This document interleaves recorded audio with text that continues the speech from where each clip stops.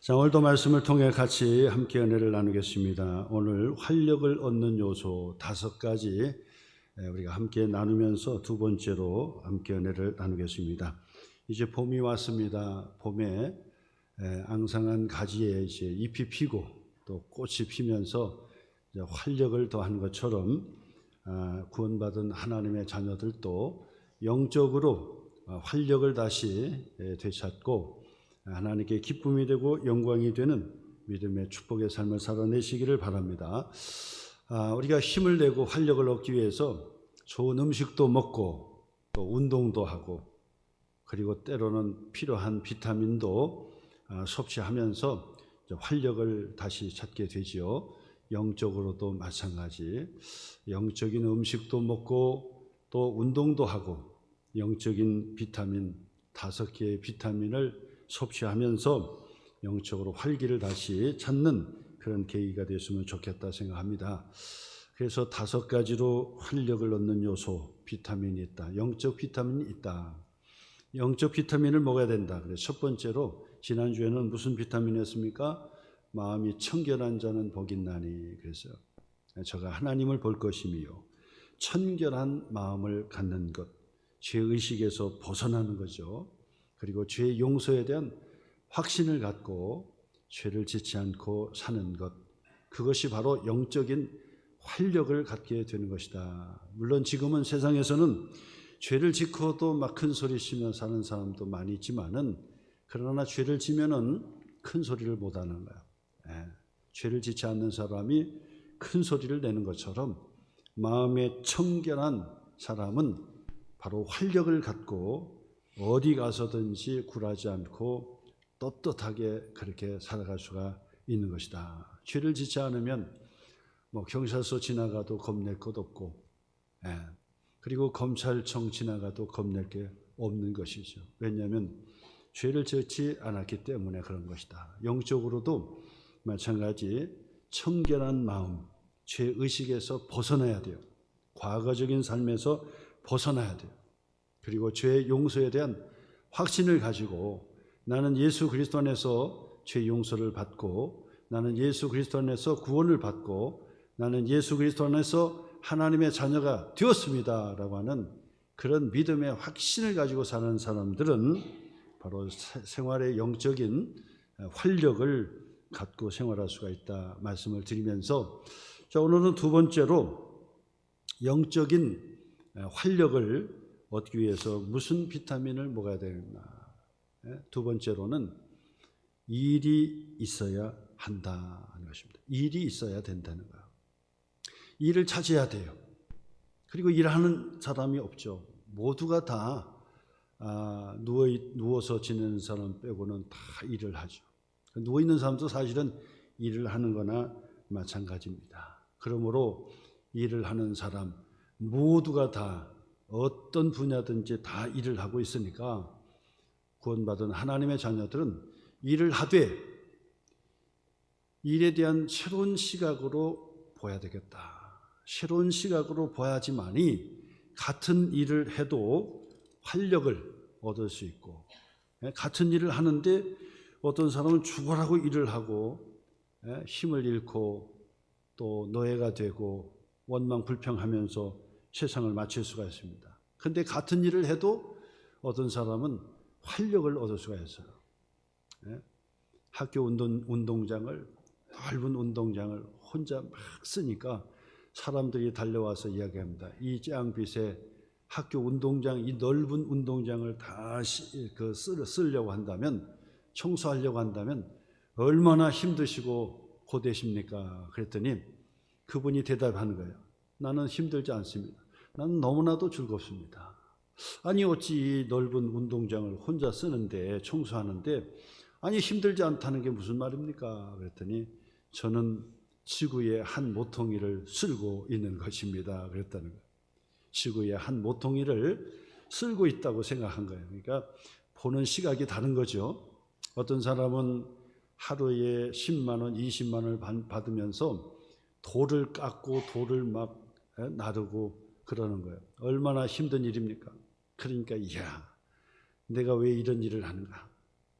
다시는 돈을 많이 벌어가지고 이 먼지 나는 이 구석에서 돌을 깎고 돌을 나르는 일을 절대 하지 않겠다라고 얘기합니다. 그런데 같은 돌을 깎아도요, 같은 돌을 깎아도 미켈란젤로는 작품을 만들잖아요. 그 돌을 다 깎아내면서 그 돌 속에 숨어 있는 다윗과 같은 그런 멋진 모습이 바로 탄생을 하게 되는 것이고, 그리고 그 둔탁했던 먼지가 부석나는 그 큰 돌덩이를 하나씩 하나씩 조각하고 깨뜨리는 수고, 땀을 흘리며 수고하지만은 나중에는 피에타라고 하는 바로 그런 위대한 작품들이 탄생한 거 아니겠습니까? 같은 일을 해도 어떤 시각으로 보느냐에 따라서 노동이 되고 힘든 일이 되고 불평하는 일이 될 수도 있는데, 같은 일을 해도 정말 활력을 찾고 보람을 찾고 기쁨으로 일을 하는 사람이 있더라 그 말. 오늘 여러분, 영적인 활력을 찾으려면 당장 일을 시작하셔야 돼요. 당장 일을 해야 됩니다. 세상의 일은 일에 하찮은 일이라는 것은 하나도 없습니다. 뭐든지 무슨 일이든지 다 소중한 것입니다. 큰 일 따로 있고 적은 일 따로 있다고 하지만은, 그러나 큰 일 적은 일보다도 언제든지 성실하게 일을 하면 그 일을 통해서 보람을 얻게 되는 것입니다. 최선을 다하는 믿음의 삶을 통해서 일을 하는 것입니다. 그러므로 일을 찾으시기를 바라고, 그리고 일을 하고 있는 사람들은 새로운 시각을 통해서 그 일을 다시 한번 바라보는, 그래서 일을 통해서 영적인 활력을 찾는 복된 시간이 되었으면 좋겠습니다. 오늘 말씀을 중심으로 영적인 활력을 찾기 위해서 일을 어떻게 해야 되는가, 말씀 중심으로 일을 어떻게 해야 되는가, 네 가지로 함께 말씀을 나눠보려고 합니다. 몇 가지요? 네 가지. 오늘 말씀을 통해서 네 가지를 살펴보려고 해요. 첫째는 뭐냐? 어떻게 일을 해야 되느냐? 반드시 위에 사람에게 순종하면서 일을 해야 된다. 이 성경은 우리에게서 가르쳐 주는 거예요. 반드시 위에 사람에게 순종해야 된다. 오늘 성경 22절의 말씀 보니까 종들아 모든 일에, 그렇죠, 모든 일에 육신의 상전들에게 뭐 하라고요? 순종하라. 순종하라. 가정에서도 부부가 있잖아요. 아내들이여 남편에게 뭐 하라고요? 순종해라. 순종해라. 가정에 부모가 있고 자녀들이 있습니다. 자녀들에게 뭐라고 합니까? 부모에게 순종하라. 순종하라. 21세기는 특별히 포스트 모더니즘의 시대다 그럽니다. 탈현대화 시대라고 하죠. 그래서 그런지 포스트 모더니즘의 탈현대화의 시대에 많은 징조들이 곳곳에서 일어나고 있고, 우리가 그것을 알든 모르든 우리가 그런 환경과 영향 속에서 우리가 살아가게 됩니다. 한편 장점들도 있지만은, 그러나 성경에 반하는 아주 나쁜 것들이 있어요. 좋은 것들은 권위주의나 권위의식에서 빠지지 않고 모든 사람들이 다 기쁨으로 자유롭게 활동한다는 것에 있어서는 사실 좋은 일이지요.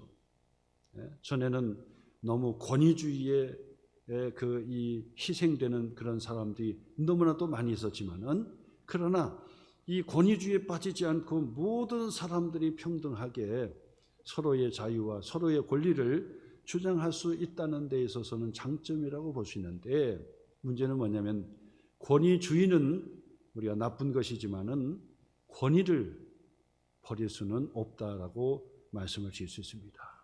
아무리 권위주의가 나쁘다 해도 권위가 손상이 되어서는 안 된다는 의미가 되는 것이죠. 가정에서 부부가 서로 순종하고 질서대로 권위를 인정해 줄 때 남편은 남편의 권위, 아내는 아내의 권위, 부모는 부모의 그런 역할이 있고 자녀는 자녀들의 역할이 있는 거예요.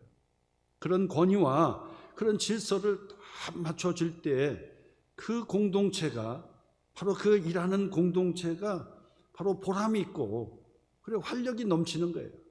그리고 실질적으로 성경에서 아내들이여 남편에게 복종하라고 하지만은 반대로 남편들도 아내에게 복종하라고 말씀하는 거예요. 자식이 부모에게 순종하라는 말씀만 있는 것이 아니라 부모도 자녀를 노엽게 하지 말고 자녀들의 순종해 주라고 이야기합니다. 그러므로 이 순종은 그냥 맹목적인 복종만 우리에게 강요하는 것이 아니라 사실은 서로 존중해 주라고 말씀하는 것이죠. 일이 어려워서 힘든 것이 아니에요.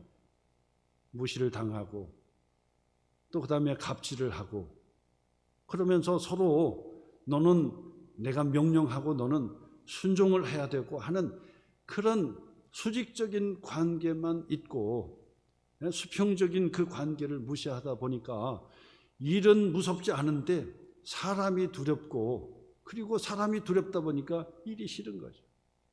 그러니까 아무리 일을 해도 영적인 활력을 자취를 못하게 된다라고 하는 것이죠.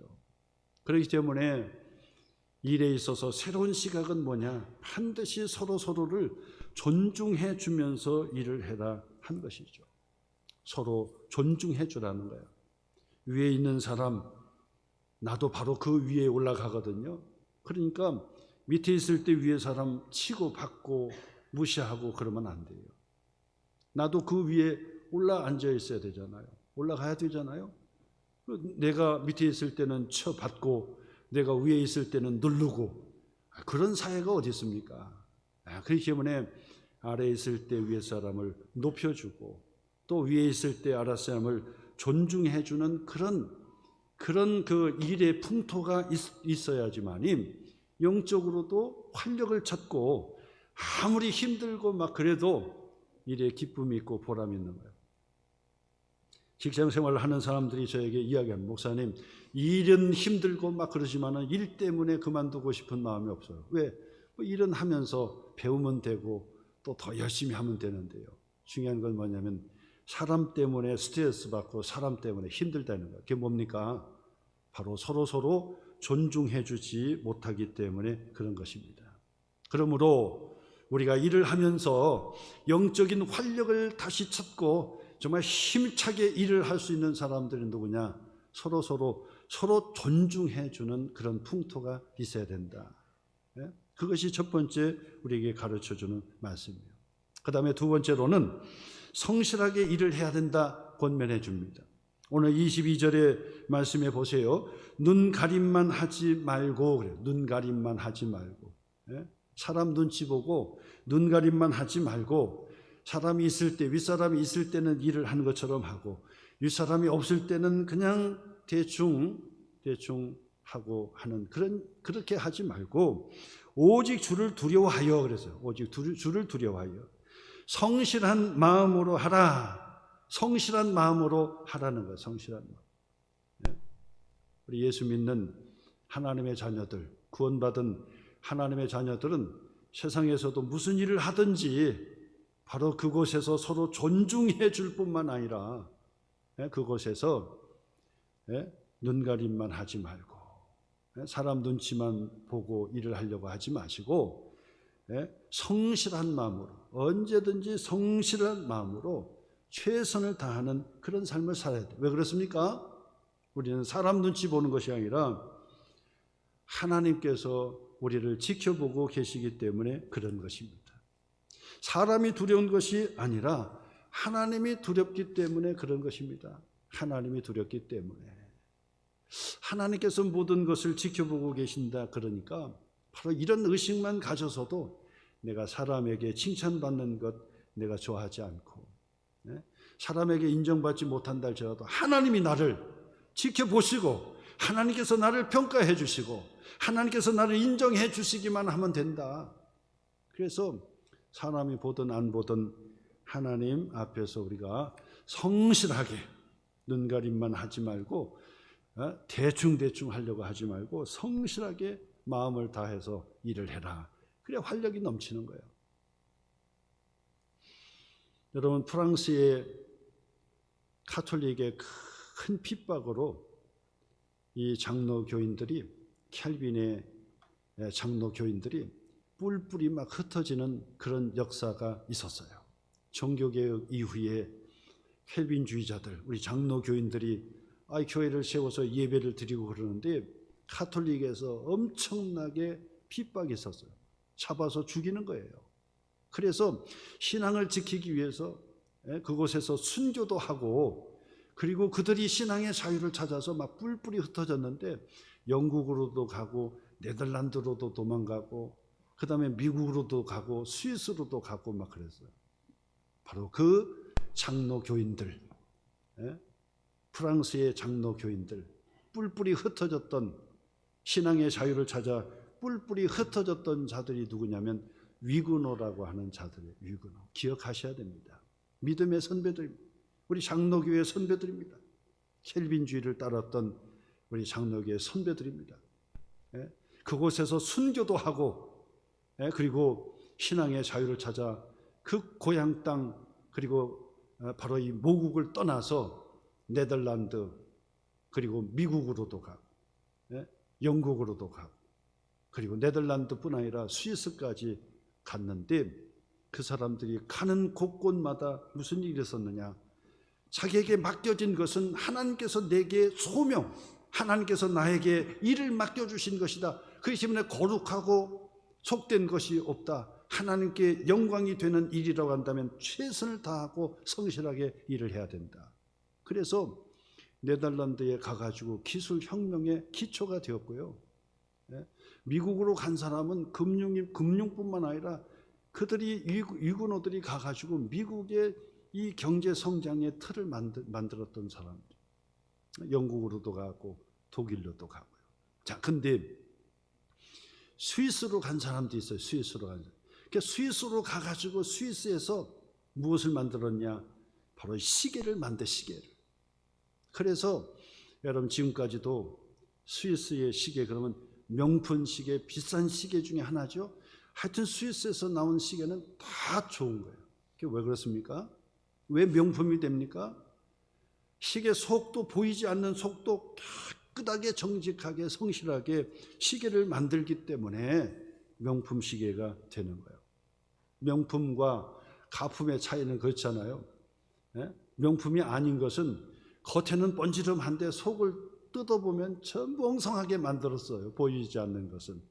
근데 명품 시계는요, 보이지 않는 것도 막 아주 손이 닿아가지고 아주 정성껏 성실하게 그 기계를 만든 거예요. 그게 명품이 되는 거죠. 이처럼 하나님의 자녀들은요, 무슨 일이 우리에게 맡겨졌든지 간에 그것이 적은 일이라 할지라도 그것에 최선을 다하는 거예요. 일을 하면서 노동이 되게 하지 말아야 됩니다. 노동이 되는 것은 고통스러운 것입니다. 그리고 일을 하면서 분노하지 말아야 됩니다. 노동자여 일어나라, 투쟁하라. 이 공산주의의 이 혁명에 이런 말은 그리스도인들은 해서는 안 됩니다. 근데 일에게 내게 맡겨진 그 일이 얼마나 소중한지 그것에 최선을 다하고 성실하게 해야지. 같이 모여가지고 막 하면서 봉급은 더 올려 받을 수도 있고, 그리고 더 많은 대우는 받을 수 있지만은, 그러나 바로 영적인 활력을 찾지는 못할 것이다라고 말씀을 드리는 것입니다. 그러므로 하나님의 자녀들은요, 내게 맡겨진 일, 직장의 일이든지 아니면 교회의 작은 일이든지 언제든지 책임 감당하면서 잘 합니다. 위그노들처럼. 결국 명품 시계를 만들고 지금까지잖아요. 지금까지도. 시계 산업에 큰 위기가 있었습니다. 디지털로 막 나오는 거예요.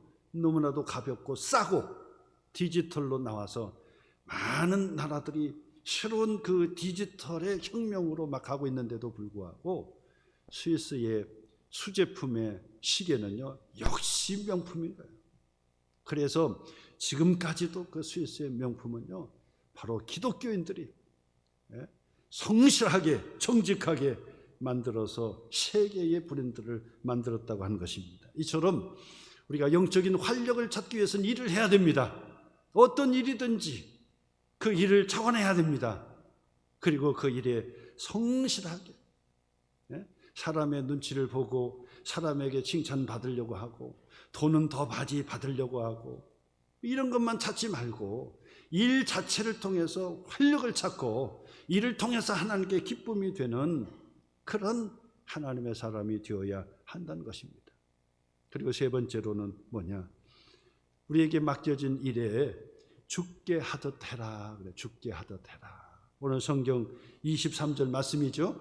무슨 일을 하든지 무슨 일을 하든지 세상에 보잘것없는 일이 없습니다. 하찮은 일이 하나도 없습니다. 큰 일이든 적은 일이든 위대한 일이든 아니면 적은 일이든 상관없습니다. 그 일에 무슨 일을 하든지 너는 마음을 다하여 전심을 다하여 누구에게 하듯 주님께 하듯 하고 사람에게 하듯 하지 마라. 너무나도 유명한 말씀이죠. 여러분, 우리의 일에 있어서 새로운 이 눈을 열어야 됩니다. 우리가 어떤 곳에서든지 구원받은 하나님의 자녀로 일을 한다 그러면은 사람의 눈치 보지 말고 사람의 눈치만 보려고 하지 말고 그곳에서 내가 주님께 하듯 내가 해야 되겠다. 그 생각을 가지시란 말이에요. 그 생각. 내가 주님께 하는 것입니다. 그래서 교회에서 일이 맡겨진다 하더라도 그 교회의 일에서도 최선을 다할 성실하게 일할 뿐만 아니라 내가 주님께 하듯 해야 되겠다. 작은 일이든지 책임을 감당하면서 내가 주님께 하듯 해야 되겠다. 그래서 사실은 그 사람이 어떻게 일을 하느냐를 보면은 그가 하나님을 어떻게 섬기는지를 볼 수 있더라. 그 말. 동기화가 되는 거죠. 물론 그게 다 맞다고 볼 수는 없겠지만은 그렇다고 틀리다고 볼 수는 없겠죠. 내가 하나님은 잘 섬깁니다. 내가 하나님께 예배드리고 하나님은 잘 섬기는데 내게 맡겨진 일은 대충 합니다. 이건 있을 수가 없는 거죠. 왜냐하면 죽게 하듯 하라 했으니까.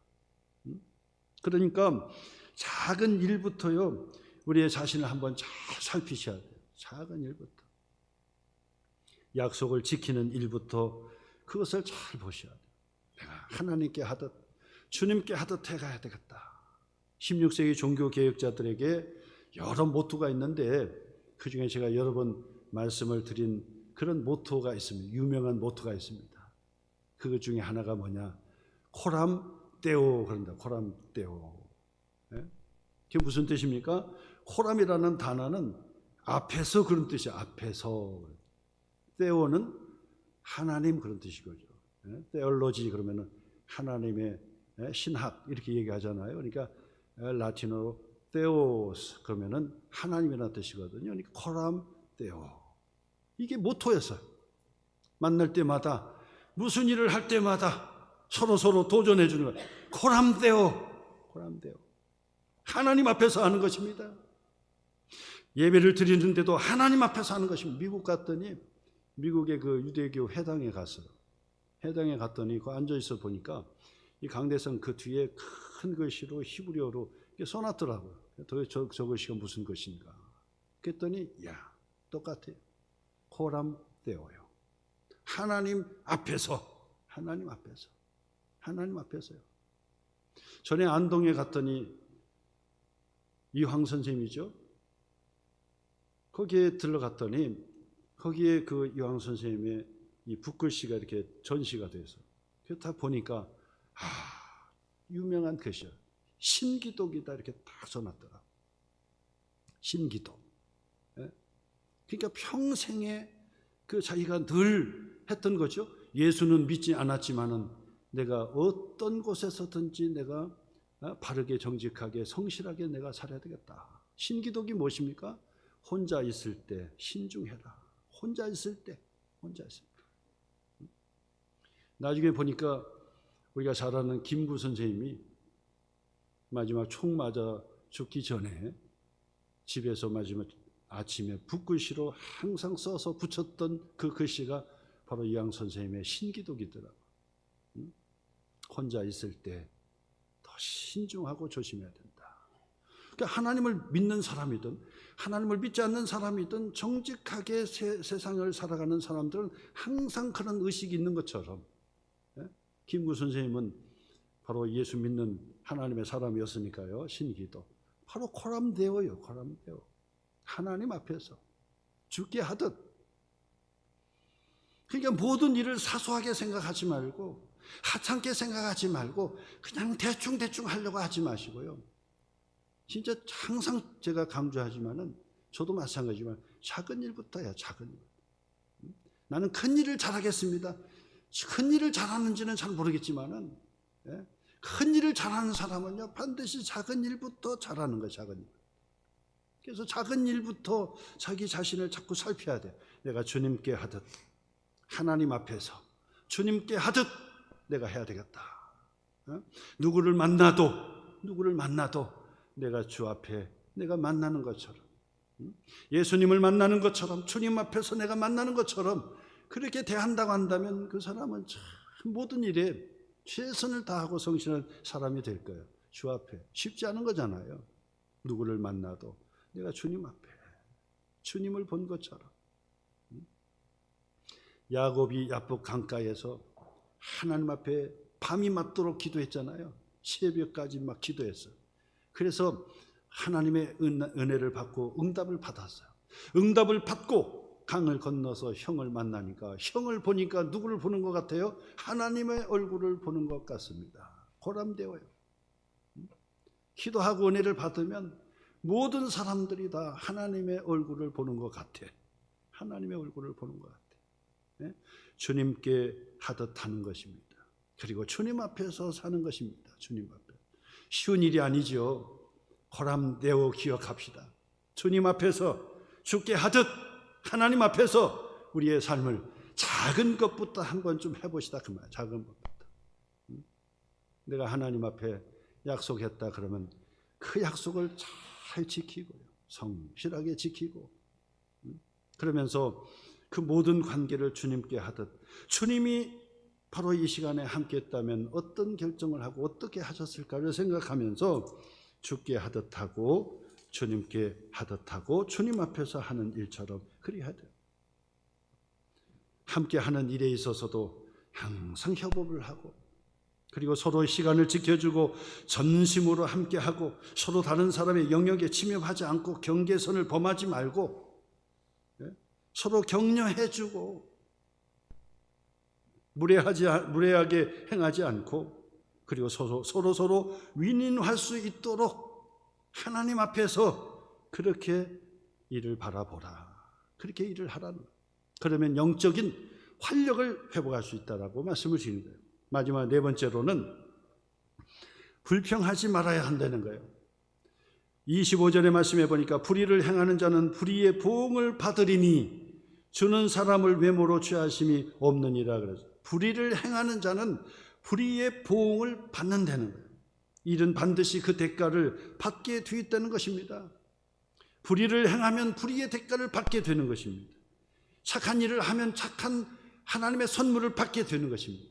의로운 일을 많이 하면 하나님께서 칭찬해 주시고 은혜의 복을 더하여 주시는 것입니다.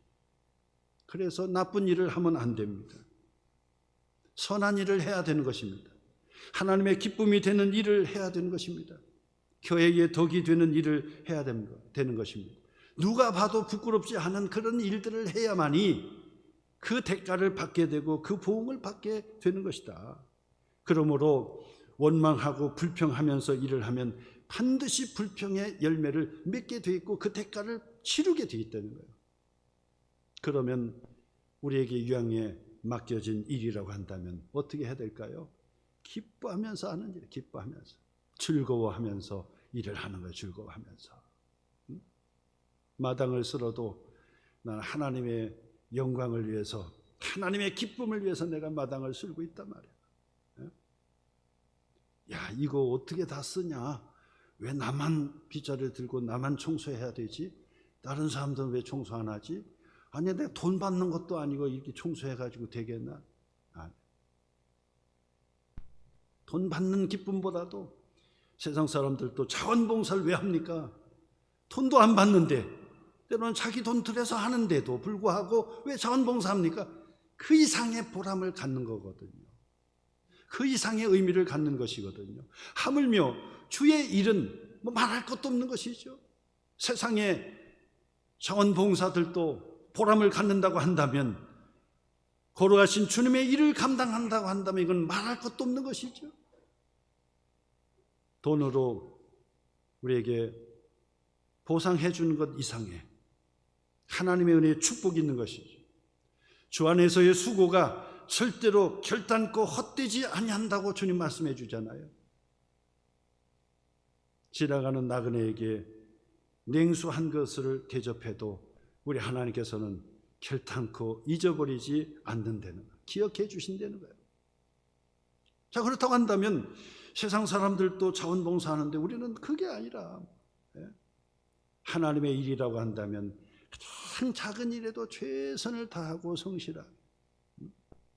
우리 소망교회 성도님들은 그런 정신이 있고요, 그런 모습들이 얼마나 많이 보여지는지 몰라요. 교회에 책임을 다하고 또 성실하게 가장 기쁨으로 하는 거, 기쁨으로. 얼마나 감사합니까? 유양의 일을 하는데 기뻐하면서 일을 해요. 기뻐하면서. 그러면 기쁨의 보응을 받게 되는 것이고 그 열매를 맺게 되는 것이고, 기뻐하면서 즐거워하면서 자원하면서, 하나님의 교회 성전을 청소해도 이게 교회 그냥 건물 청소하는 게 아니에요. 돈 받고 하는 것도 아닙니다. 하나님의 나라를 보여주는, 주님의 피에 값주고 사심받은 그 교회를 내가 다 실고 닦는다고 생각해 보세요. 주님이 얼마나 기뻐하시겠는가. 주님이 얼마나 기뻐하시겠는가. 이름을 대면 다 하는 아주 유명한 목사님, 지금도 살아계신데 그 분 계셔. 자신이 하나님의 엄청난 축복을 받았는데 무엇을 통해서 하나님께서 내게 이런 복을 감당할 수 없는 그런 복을 주셨는가. 어렸을 때부터 교회에 기도하러 가면 물이 새는데 그 물을 받아가지고 밖으로 물길을 닦았다는 거예요. 하나님의 집이 물이 샌다고 그 집을, 그 교회를 청소했던 거예요. 하나님께서 그 마음을 하나님께서 보시고 나에게 축복해 주셨습니다라고 하는 간증을 하는 것을 들어봐서, 여러분, 우리가 같은 일을 하더라도 바로 신앙의 눈으로 다시 새롭게 보셔야 돼요. 기뻐하면서 하나님께 기쁨이 되겠구나, 하나님께 영광이 되겠구나, 하나님께 영광이 되겠구나, 보람된 것입니다. 하나님께서 반드시 기쁨의 보응, 기쁨의 열매로 맺게 해주신 거예요. 우리의 영적인 활력을 다시 회복해 주신다라고 하는 것을 다시 한번 기억하셔서 오늘도 일을 찾으셔야 됩니다. 내게 주신 하나님의 사역을 붙잡으셔야 됩니다. 그리고 그 작은 것부터 최선을 다해서 하나님의 일을 감당하시기를 주님의 이름으로 축원합니다.